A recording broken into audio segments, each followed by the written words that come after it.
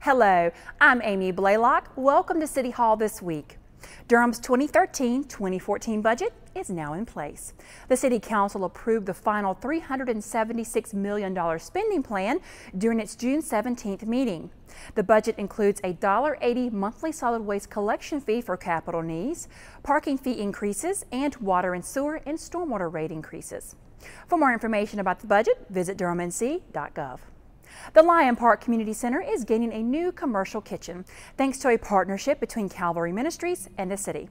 The kitchen is an economic development initiative that would be paid for with a $91,000 grant from the U.S. Department of Housing and Urban Development. It will be used for culinary arts training and to prepare meals for special programs and events.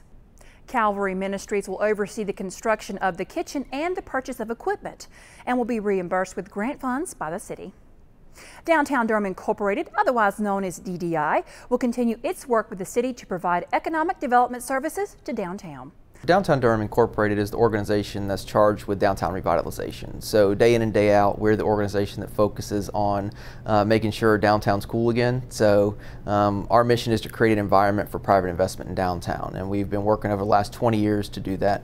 We work in a number of different areas. So we work on parking issues, economic development, promotion, appearance, safety in downtown, and now we have the improvement district. So we also run the Clean and Safe Ambassador program. We also put on the concerts on Thursday nights, the Find Your Cool concert series we're doing throughout the summer. So we kind of get involved in a number of different things throughout downtown.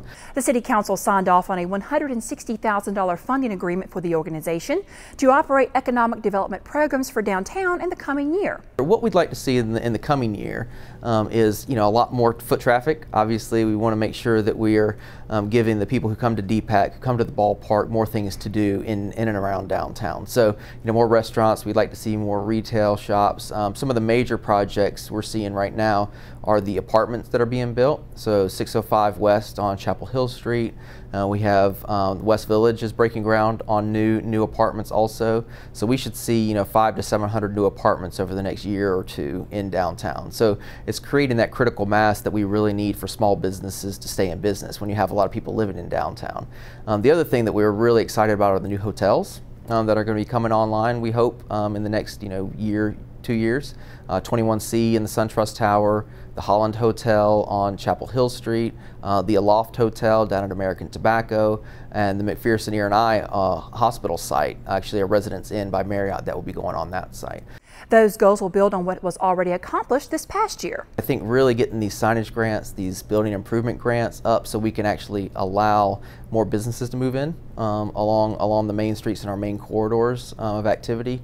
We had a building improvement grant we worked with the city on a few years ago, and that's allowed these restaurants, these retail boutique shops to actually move in and upfit their spaces. So it helps them with money to actually do that, which creates tax space in downtown, which creates more visitors in downtown. So it's been really fantastic in that sense. We launched the Downtown Improvement District last year, which again was the ambassadors that we have out on the street, which are, they clean the streets, they make it safer, they actually are the eyes and ears of the police.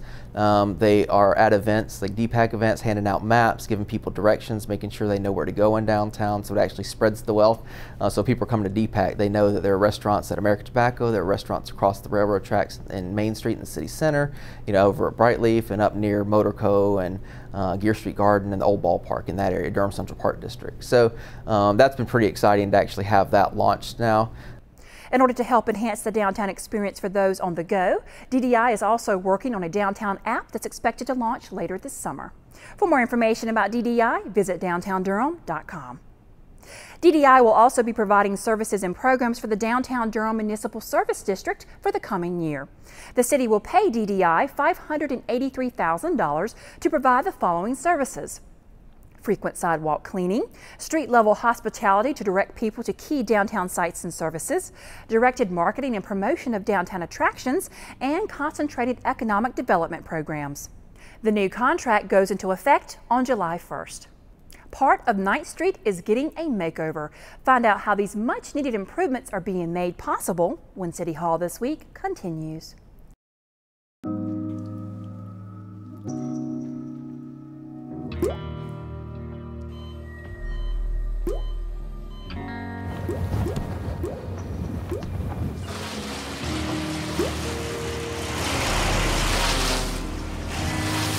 There are a million places you'd never consider texting. So why would you do it while driving? Leave risky driving to the professionals. Stop the texts, and together we can stop the wrecks. Welcome back. A public-private redevelopment agreement will soon result in some much-needed streetscape improvements for 9th Street. The $807,000 agreement between the Regency Company and the city will involve both private investment and public infrastructure improvements. Those improvements will be funded through new tax revenues generated by new development in the area. As part of the agreement, Regency will be responsible for completing certain minimum private investment while also implementing public streetscape improvements to be paid for by the city. Many of Durham's ex-offenders are being given a second chance by area employers. The city hosted a Reentry Conference on June 10th and a job fair on June 13th for job seekers looking to better themselves and their families. In order to attend the job fair, participants were required to attend the conference first.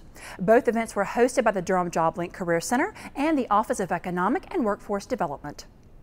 Here's a reminder now about how the city's schedule will be affected by the upcoming 4th of July holiday. Most city offices will be closed on Thursday, July 4th. There will be no collection of garbage, recycling, yard waste, and bulky items on the 4th. Thursday's normal collections will take place on Friday, July 5th, and Friday's collections will be delayed until Monday, July 8th.